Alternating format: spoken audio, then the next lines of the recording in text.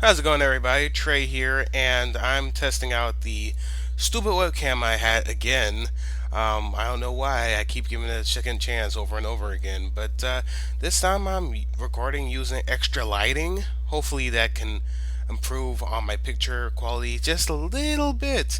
And if not, then it was worth a shot, I guess. And with that out of the way, let's get started. To be honest with you guys, I don't really have a solid topic to talk about this week. I mean, I'm looking at the book here, and I don't really know what I can really talk about that's already haven't been said upon already.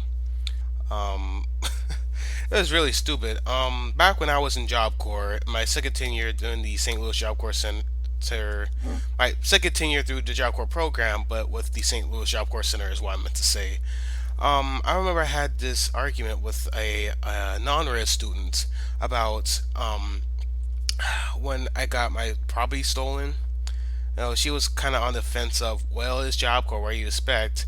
And I was like, yeah, I can understand getting stolen from. That happens anywhere, but to get my stuff stolen on my own walker, surely you gotta admit that's effed up.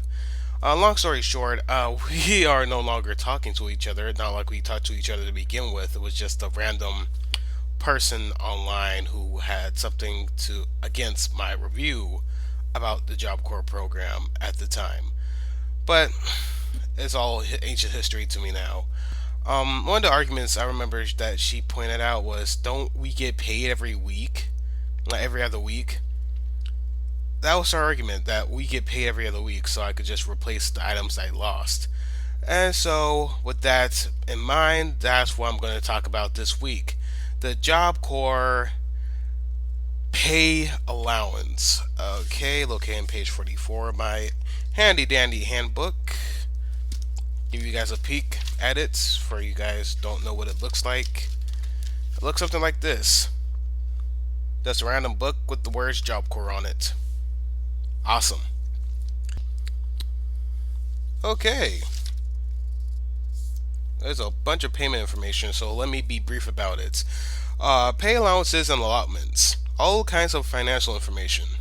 The U.S. taxpayers pay for your education and training, food and housing.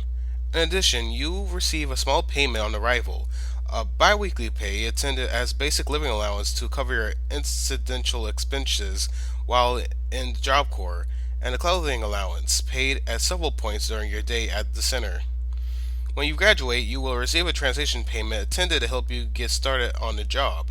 If you have a dependent child, you may allot a portion of your pay as support payments for your dependent.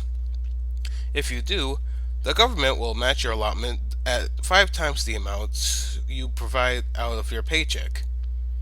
In short, you are getting training at no cost to you and getting paid to learn. You are expected to learn while you are here and obtain a quality job upon graduation. Okay, so first there's arrival pay. You'll receive about $25 your first Friday the week you arrive. This is intended to ride you over until the first payday. In essence, it's an advance on your pay, which you do not have to pay back. It is, however, considered earnings for tax purposes, plus transportation taxes are taken out. So, yes, they'll give you money as soon as you walk in the door. The first week, you'll get your first paycheck, but this is $25. And even minus that, when you take out, Social Security and Medicare taxes, and be wary, those are the two terms you're going to see very, very much play a factor in deductions and paid call. Biweekly pay. Your biweekly pay, which is every 2 weeks, if you didn't know, is set up according to the pay scale system determined by the National Office of Job Corps. Your pay amounts are based on the number of paid days you are occurred during your allotment period. So it depends on how long you've been in the program that really gives you how much you actually get paid. So if you've been in a program for 1 to 182 days, you'll get paid $25 every other week.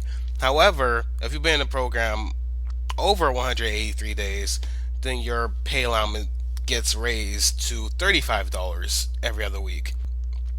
Um, if you actually been in Job Corps for like over a year, I'm pretty sure you get pay raise again afterwards. No real wording on how much of a pay increase you get.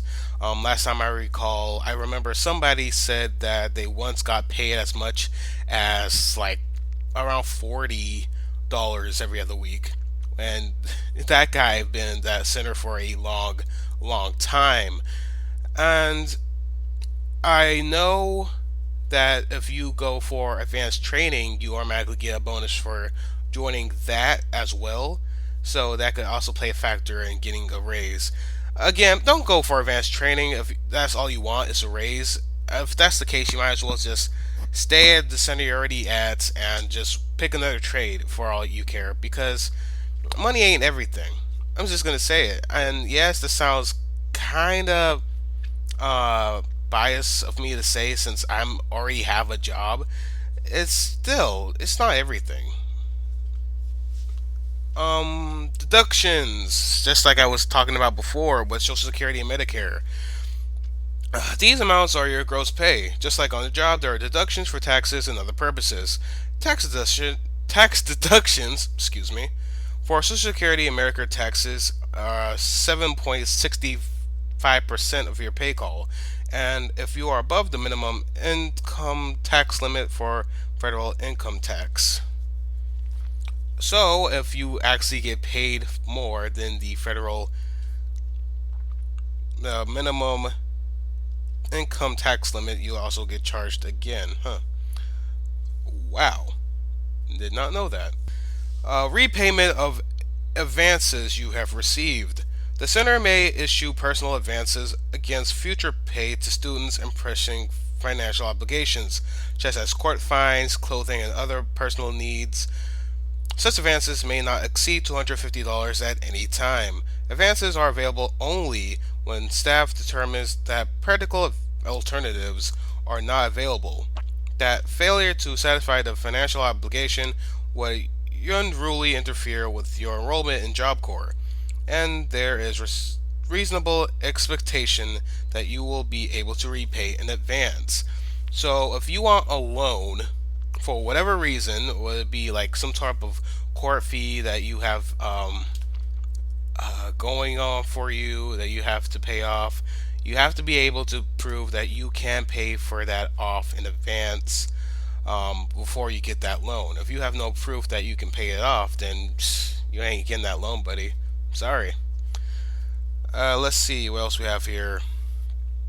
A repayment of government furnished travel needed to return from AWOL status. Okay, so to give more leeway into this, say for example you, for whatever reason, uh, missed the flight back to center or coming from center from vacation, and let's say for whatever reason, you decided that you are going to use your own money to go and transfer yourself back on center. You can do that, but just so you know, you are qualified, justifiably so, to get compensation back for doing that. So that's a thing. I didn't even know that was a thing before that, you guys. Um, Reimbursement for loss or damage. Government property limit $500. Okay, yeah. Okay, let's talk about this one because I don't want to say I call BS on it, but I feel like I have to talk on this one personally. Reimbursement for loss of damage government property. So basically, saying that if you damage what they deem government property, then they can fine you up to $500, depending on what they deem as government property. Kicking the side of the building out of anger, that's government property. You could be fined for that, apparently. Um, Anything stupid. Carving your name on a bench, that's defining government property. They could take out your pay call for that. Damaging a television. If your dormitory have TVs in the rooms, that is. At my first job corps, it did. and the TV itself got broke. And to make even with trying to order a new TV for our room, each one of us in the room was had money taken out of our pay call to pay for a new TV. And you can imagine that was not fun. Four of us, 25, 25, 25. Oh, there's $100. So we'll get you whatever TV we can get with $100. So stupid. Oh, there's more. Your share of the dependent's allotment. Okay. Disciplinary fines and other indebtedness. So, keyword here: don't put yourself in debt. And don't put yourself in debt with students, staff, anybody in Job Corps because you'll just put yourself in a situation that you do not want to be in. However, deductions or indebtedness, not taxes or allotments, are limited to 50% of the gross paycheck. If there are any unpaid balances, then you terminate. The remaining debt will be deducted from your transition allowance. Okay, so if you owe the center money and you never pay them back, they will get that money eventually, even if it is at the very end when you get that final paycheck that you earned. They will take it out of that if they have to. Just so you know, don't go messing with government property or else they will get the money from you one way or the other. There's also the child allotment program. I'm gonna cover this anyway, just to play on the safe side. If you don't really fit in this category, then feel free to skip ahead. But basically, the child allotment program, if you have a child or children eligible to participate in the allotment program, we encourage you to enroll. This program divides money from the government to help you with supporting your dependents while completing your education and training. Your allotment is matched by the government at five times the amount you allot. For example, if you elect an allotment plan of $5 per pay period, the government will provide an additional $25 per pay period.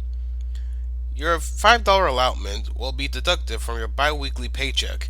The amount of your allotment contributed must be in $5 increasements. Documentation to support eligibility for the child allotment program must accompany your application, i.e., birth certificate for the dependent child. See the Records Department for more information and a chart showing the matching funds the government will pay to assist you with child care responsibilities at various contribution levels. Um, I don't know how to get in more detail about that. Basically, if you choose to do that and have money sent back to your children, wherever they may be, if they're in the same state or sometimes out of state in the Job Corps area that you're in, then you could choose how much that you get sent to them by the government. Um, of course, they'll deduct it from your pay call, but it'll go back to you through child support for your children, if that makes any sense. As a father of zero, I can't freely speak on this subject. Transition payment. The Job Corps provides graduates and only graduates with a transition payment upon graduation. This transition payment is intended to assist you in finding a job if you not already have one when you leave the center. Obtaining housing and transportation, clothing needed for your new job, etc. The amount of transportation payment depends on your accomplishments at graduation. And I can partially address on this as like any Job Corps student can, really, because of how really messed up the final transition allowance is. I did a whole video about it on the channel. You look at my past videos, you can find it yourself. So, if you complete the program with a GED or high school diploma only, while at Job Corps, with no trade completion, then you get $200 at the end. However, if you complete your trade but no high school diploma or GED through Job Corps, then you only get $500. However, if you get a GED/high school diploma and a trade, then you get up to $1,000. Oh, asterisk, does not require completion while in Job Corps. So you could be a high school student, graduate, that is. You can either graduate high school through Job Corps or outside of Job Corps, then go in there and get a trade, and you can get up to $1,000. This was the case, however, until recently, that's been proven to be false, and you'll be lucky if you get up to $500 minus tax. The timing of this payment depends on whether you are already hired at the time of departure from the center.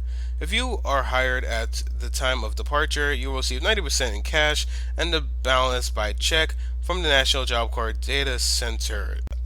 Yes, that part is still true. I did receive the my final pay call, my final pay in person at my center before I left, before they sent me home, and I received the second part, which would have been the part straight from National through a representative at my city. Um, I met with her to get that second paycheck, the second part of the paycheck, that is. If you are not yet hired, you will receive up to 50% at the time of departure upon the discretion of the center director and a balance via check from the JCDC 6 to 8 weeks after termination. Wow.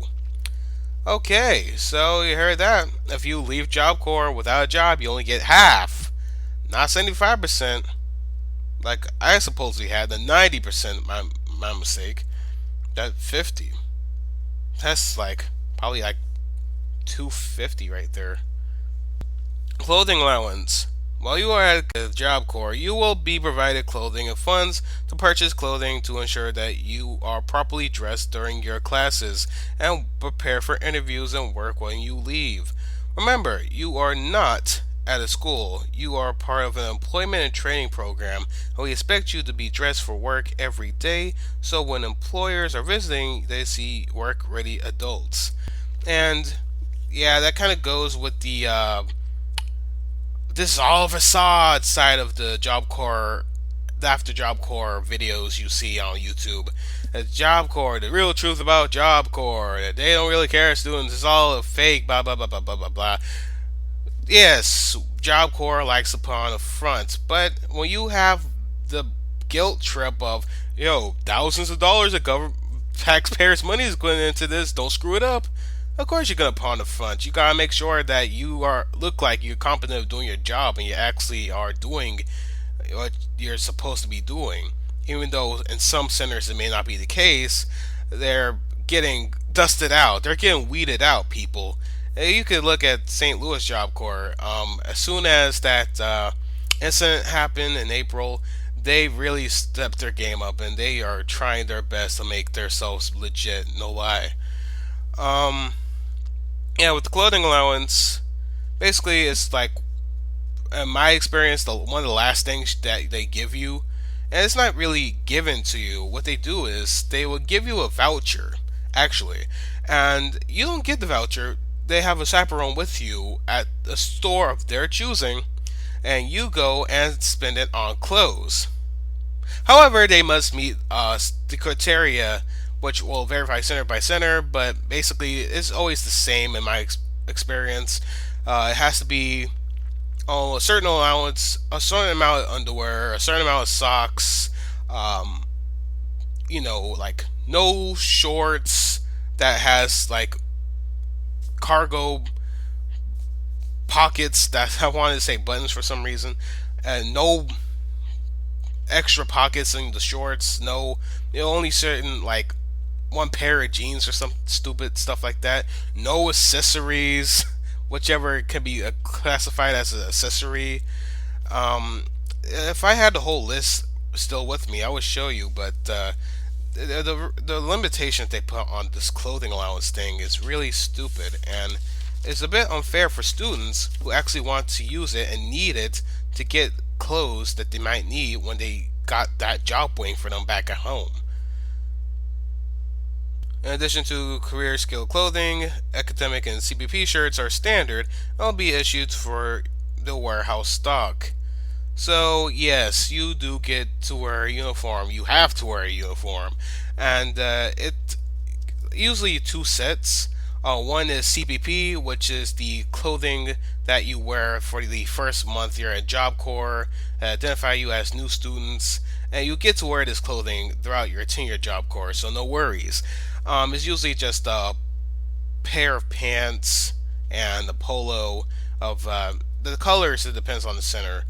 My first center it was maroon and black pants. Then at the St. Louis Job Corps Center, the CBP outfit was brown polo and khakis.